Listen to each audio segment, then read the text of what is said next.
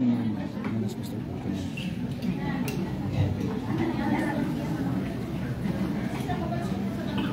I-zoom in na lang ko balik niya. Pag Manas Pastor Paul sa taas.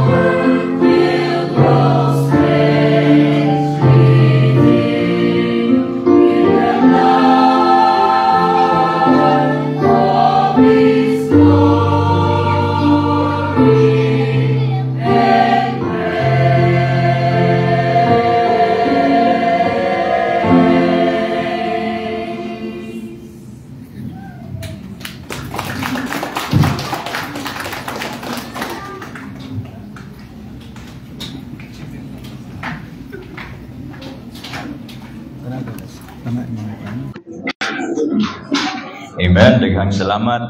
BMBC Coral o sa mga lalaki, wa na gyud ko na ginusara.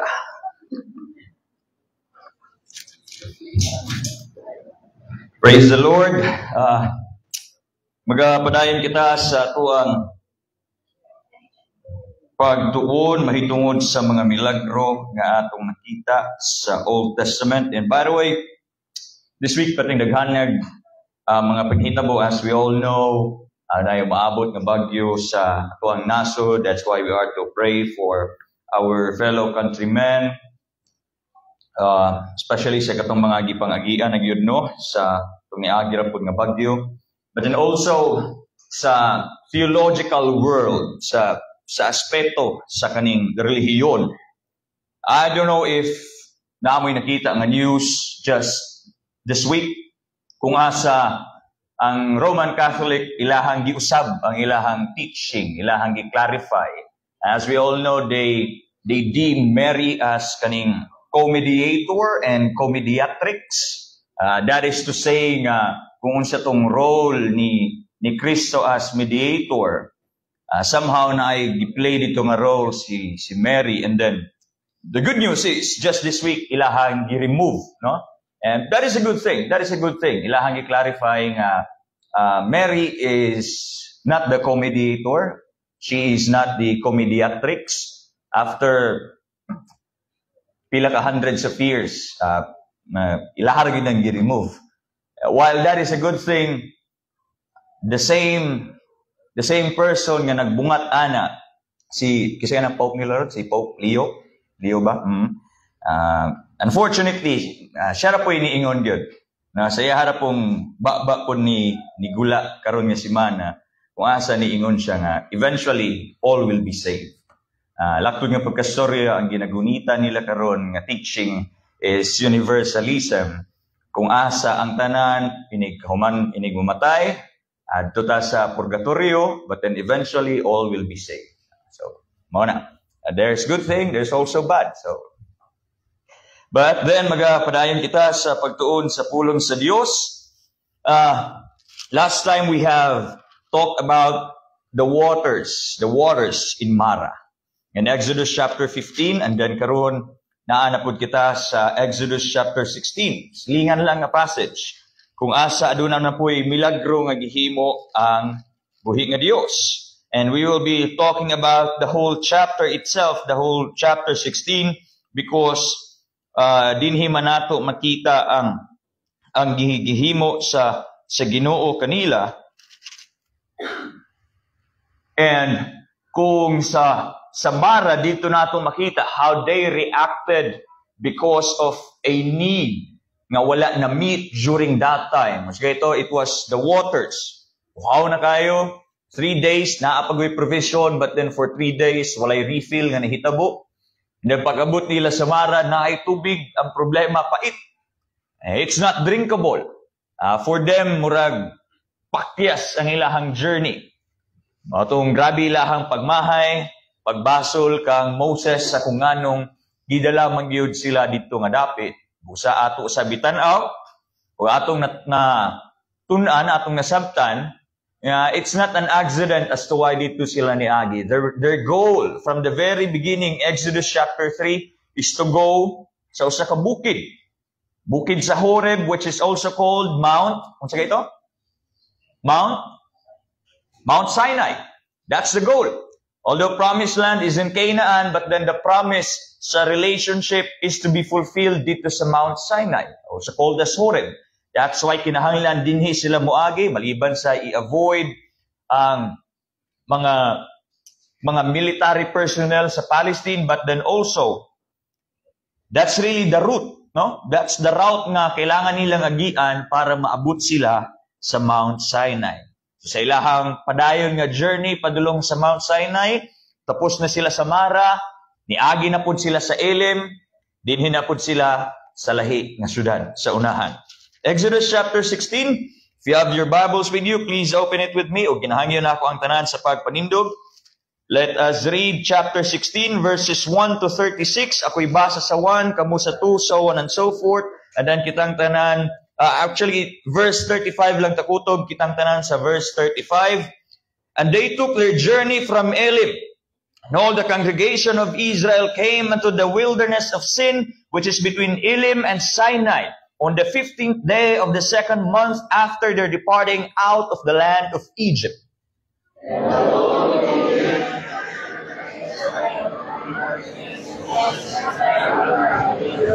And the children of Israel said unto them, Would to God we had died by the hand of the Lord in the land of Egypt, when we sat by the flesh pots, and when we did eat bread to the full. For ye have brought us forth into this wilderness to kill this whole assembly with hunger.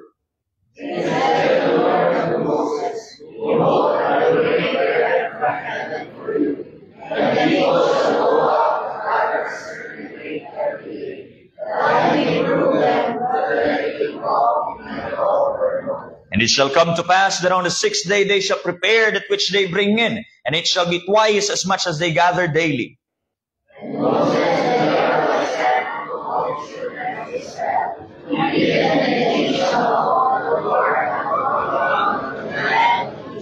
And in the morning then ye shall see the glory of the Lord, for that he heareth your murmurings against the Lord. And what are we that you murmur against us?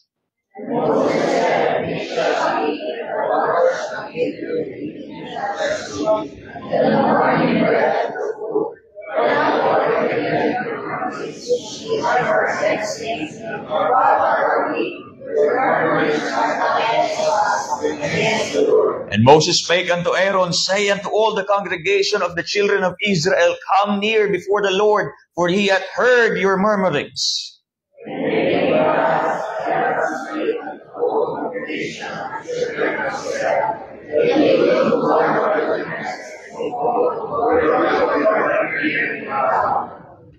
And the Lord spake unto Moses, saying,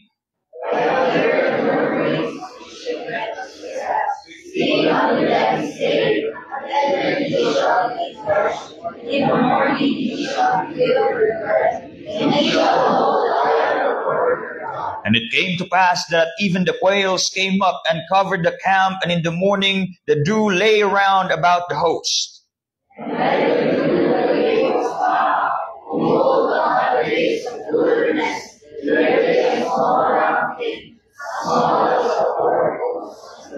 And when the children of Israel saw it, they said to one another, it is manna, for they wist not what it was. And Moses said unto them, this is the bread which the Lord hath given you to eat.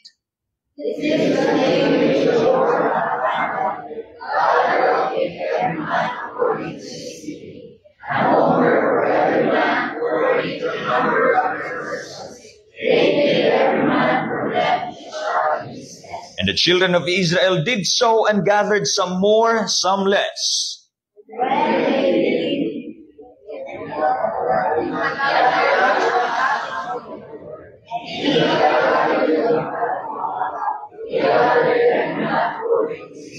And Moses said, let no man leave of it till the morning.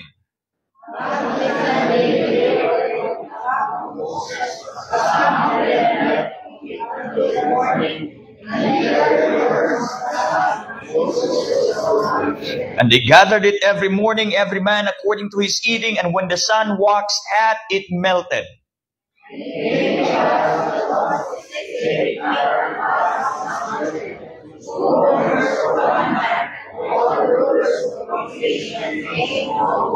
And he said unto them, this is that which the Lord hath said, tomorrow is the rest of the holy Sabbath unto the Lord. Bake that which ye will bake today, and see that you will seethe, and that which remaineth over lay up for you to be kept until the morning.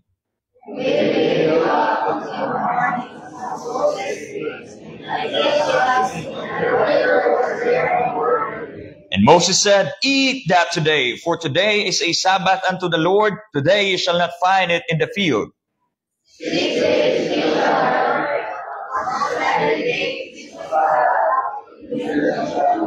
And it came to pass that there went out some of the people on the 7th day for to gather, and they found none.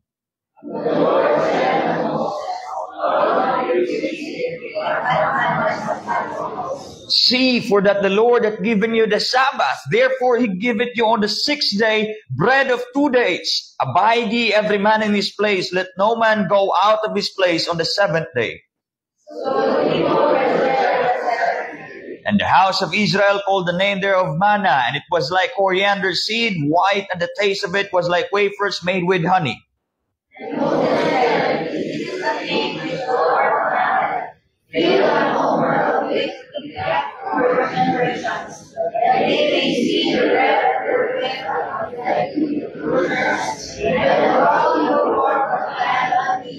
And Moses said unto Aaron, take a pot and put an omer full of manna therein, and lay it up before the Lord to be kept for your generations.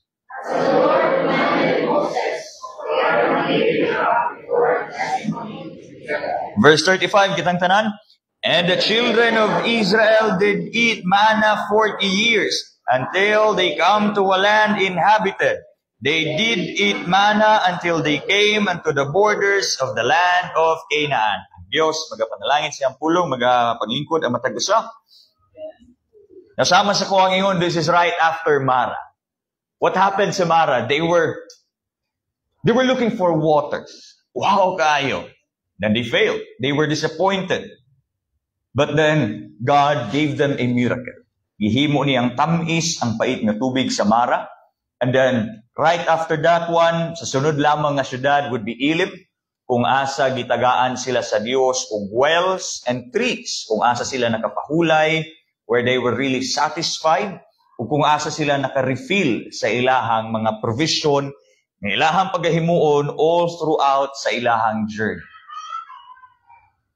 And right after that one, human nila dito sa Elim, nagbaklay na sila, paduol dito sa Sinai. Hapit na kayo.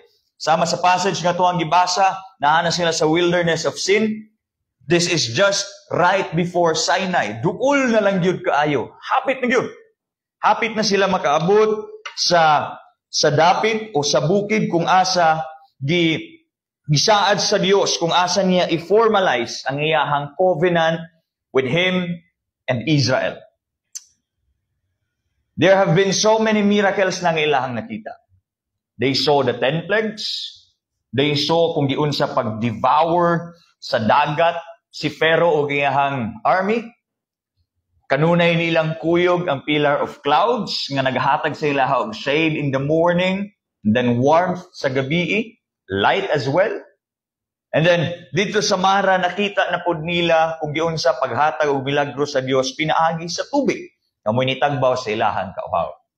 And with all those miracles nga ilahang na sinati, you would expect ngaon sa ilahang mga kinaiyahan, they would be grateful. They would be trusting.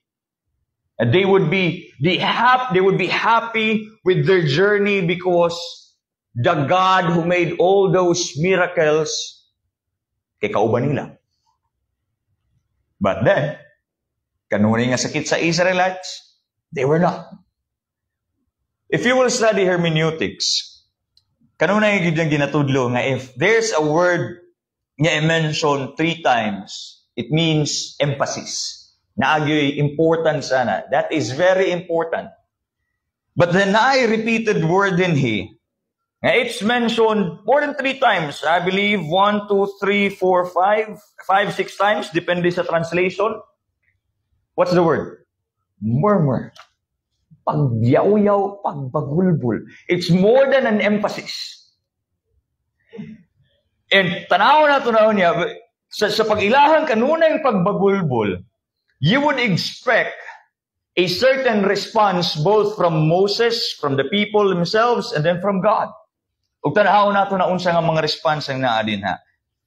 You would expect nga silutan sila sa Dios, even siguro natay mga business owners dinhi if ang inyuhang mga trabahante kanunay nga magyaw-yaw, sana man ni dugaya sa mong sweldo, uy bisag on time good pirmi, unsa naman sige ra man ipatrabaho si boss. Alangan trabahante ka.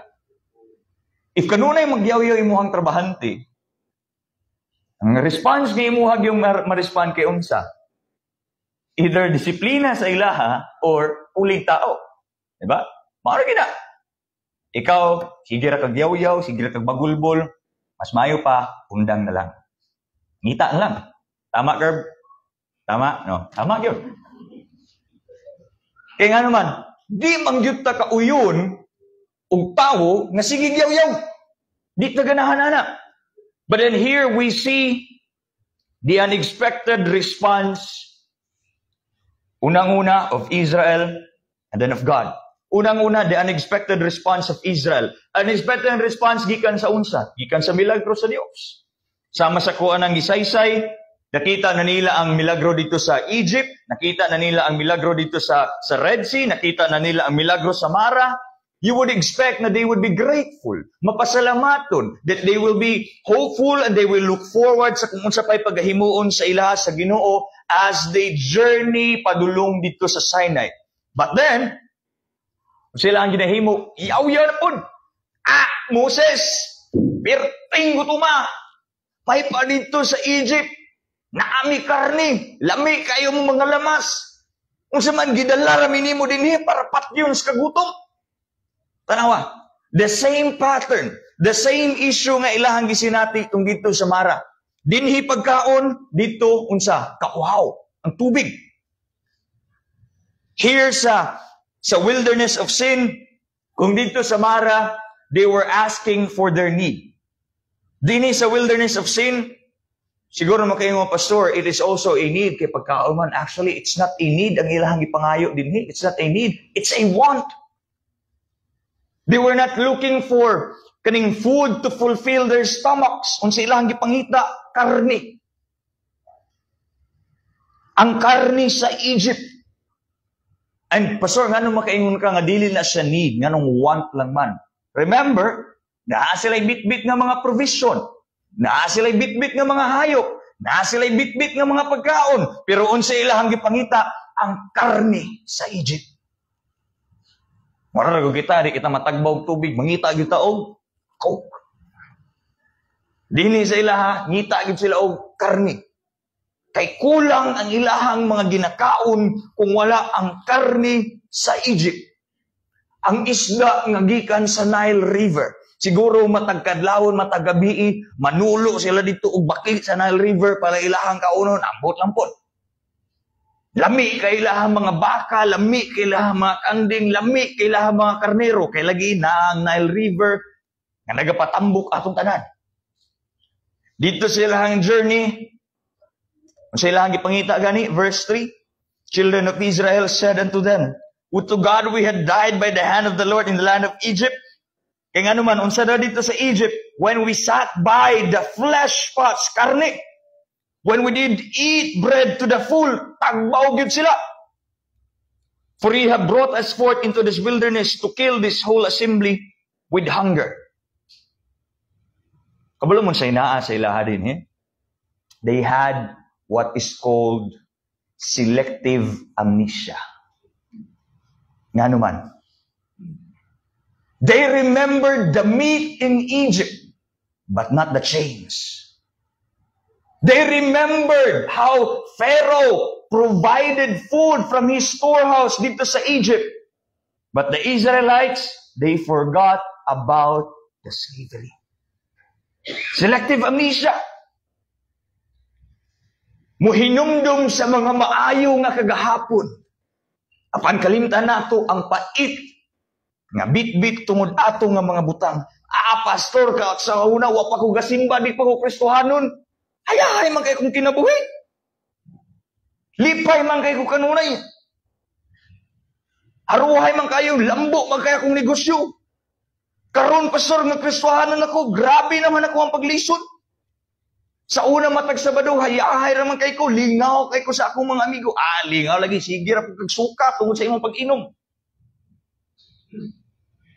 Lambo lagi mo ang negosyo, nag-awas-awas imong kwarta, pero kanunay pug kamo dawat og bahad. Naay mga gusto mo patay sa imo, kay daghan man kay kag mga under the table nga mga lihok. Naatay unsa, selective amnesia, the same way nga ang Israel naapod. Makadumdum ta sa mga maayo, pero kalimtan nato ang mga dautan. Ang Israel, gidumduman nila ang karne, pero dili ang posas. Ginumduman nila ang karne, pero dili ang latigo. Dili itong mga simento, mga bato, nga ilahang ginaalsa. Kung sa ilahang ihimo, they murmured. Kabalo mo sa Hebrew word sa kaning English translation nga murmur, the Hebrew word for that is actually lun, L-U-N, which carries the idea of kaning dwelling. Ang lun, primarily, ginagamit ni siya kung ang mga tao kay mag-take lodge. Okay? Sa ilahang journey, mupahuway sila din ha. Now, in this, if you will apply it sa kaning pagmurmur, they dwell on it. Dili tong pareho sa Mara nga, it was a momentary reaction tungod sa katong event nga nahitabo nga they were disappointed sa waters. Pagkita nila sa tubig, pagtilaw, di mainom, they reacted. They had a sinful reaction, but then kani, it was not a reaction. It was a daily event. They dwelt on it. Kanunay ang ilahang pagmurmur. Lun. Dili sa ingon nga, diha-diha lang sila ni bati, nga diha-diha lang sila nagbagulbol. No. Kanunay, matag adlaw. So right after Elim, bagulbol na po sila. Hapit na sila kaabot sa Sinai, bagulbol. Gikan ra na ni sinati og milagro. Unsay lahang gihimo? Nagbagulbol. It was not a momentary reaction, same with Mara. It was a settled dissatisfaction. Moses, lami matong tubig sa Mara, pero murag patay karni diha. Patay murag lami-lami ka maluto, murag di mo ko gusto ihaw ni kung kanding dinhi, murag way itagak na kabaw ang Ginoo diha. Pagulbul. Nagsigig pangita, wala.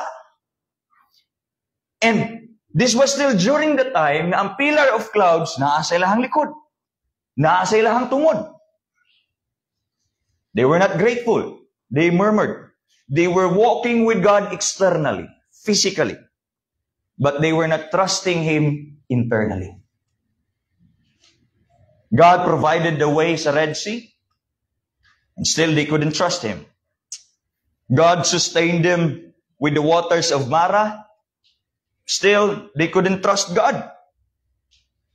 He can provide food for them. It is an unexpected response kay nga naman sama sa kuwangingon.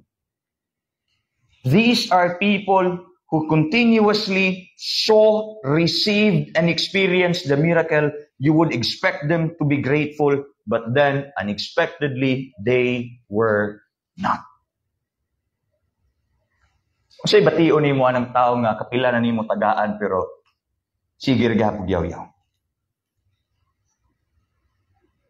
Hatag ni mo imong sanina, hatag ang pagkag sapatos, hatag ni mo motor, hapit ni mo hatag imong balay. Sige gapog yaw-yaw. Pangit nga kinaiyahan makiingon ko sang tawhanan niyo.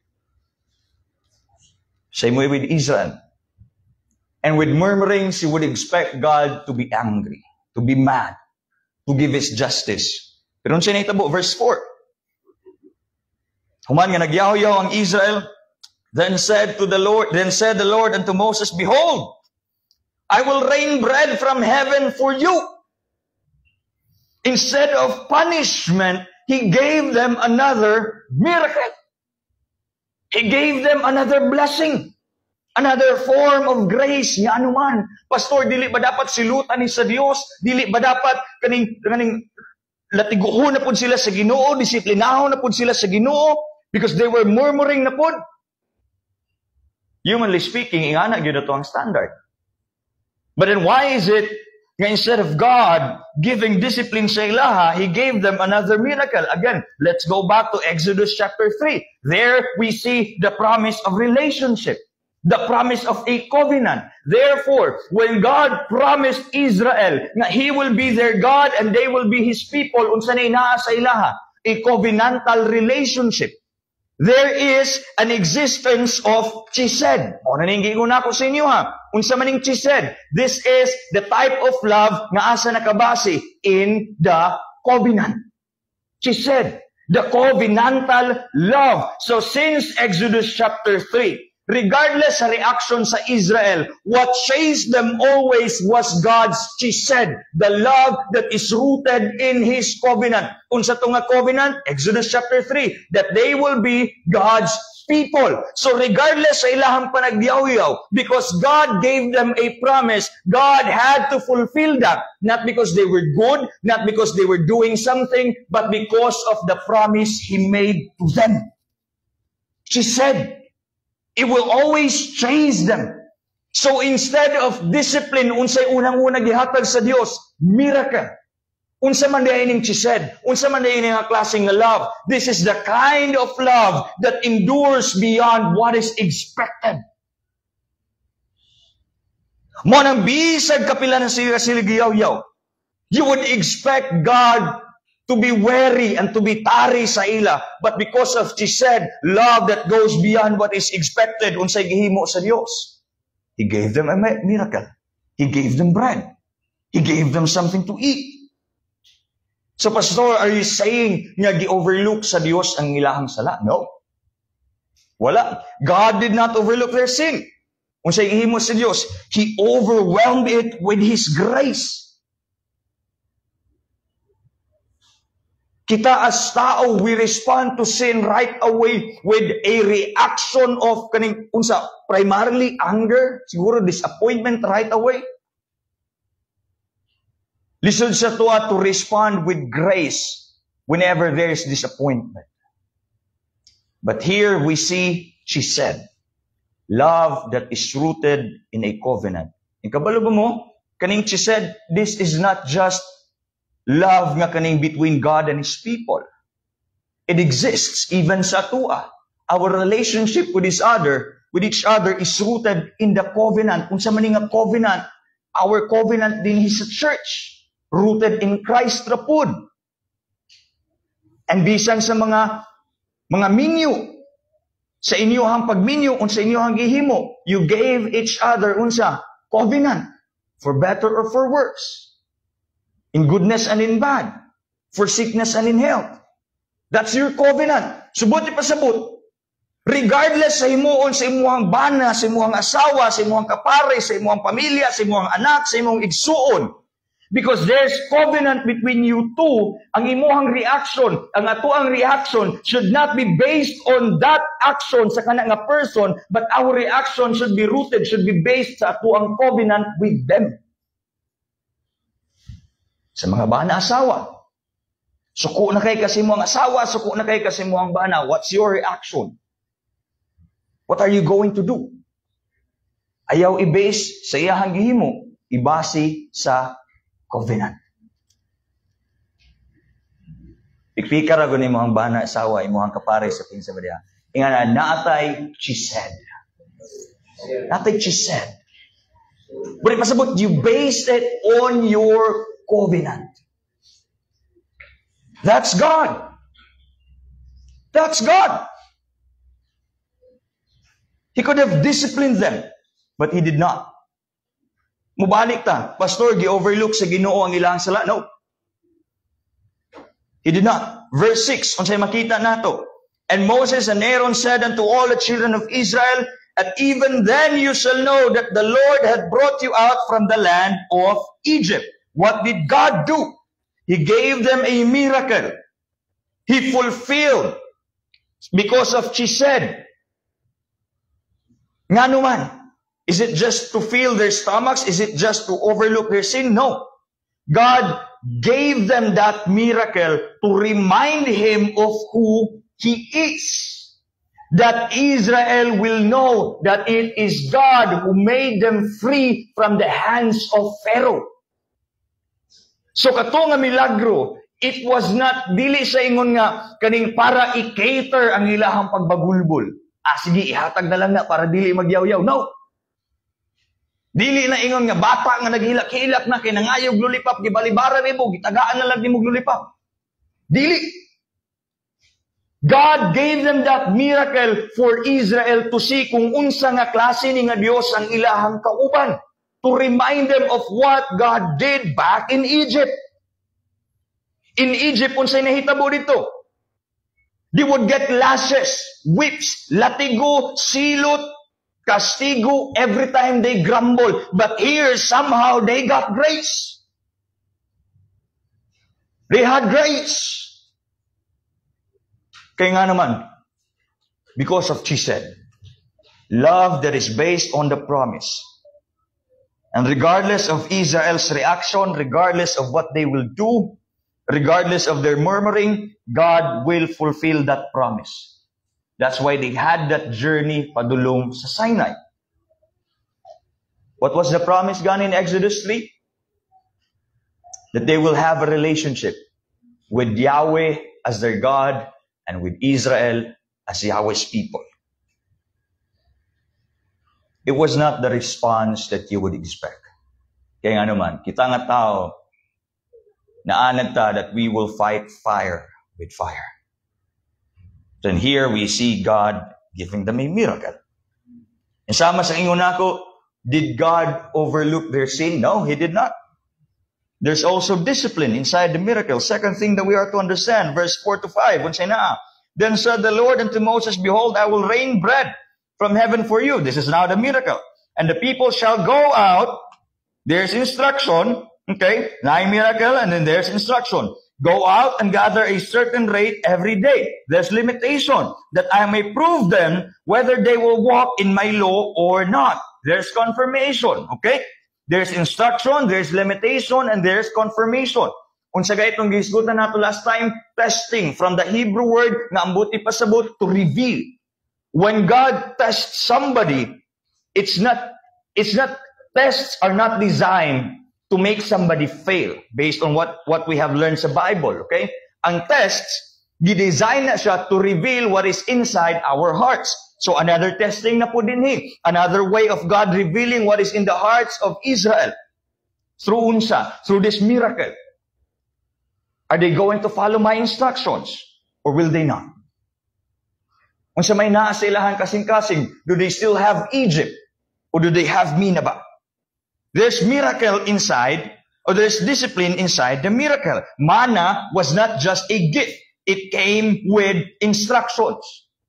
Nga naman, Pastor, dili ba pwede nga dawat limpyo na lang, kaon na lang mong tatong, anong naapag yung mga sugo nga kailangang tumanon. Well, there's purpose. Again, ang ilahang journey padulong sa Sinai, it was a symbolical sanctification for them before they will formalize the relationship, the covenant with God.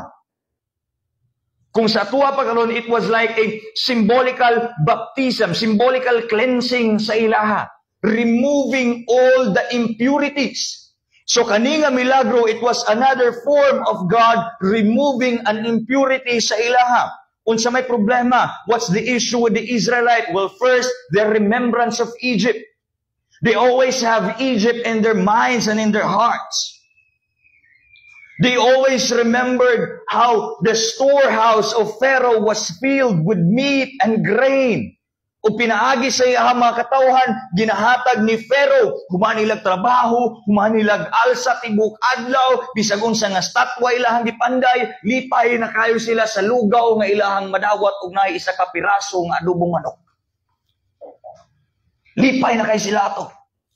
Alam, asa mo sundan dito sa Egypt, oy.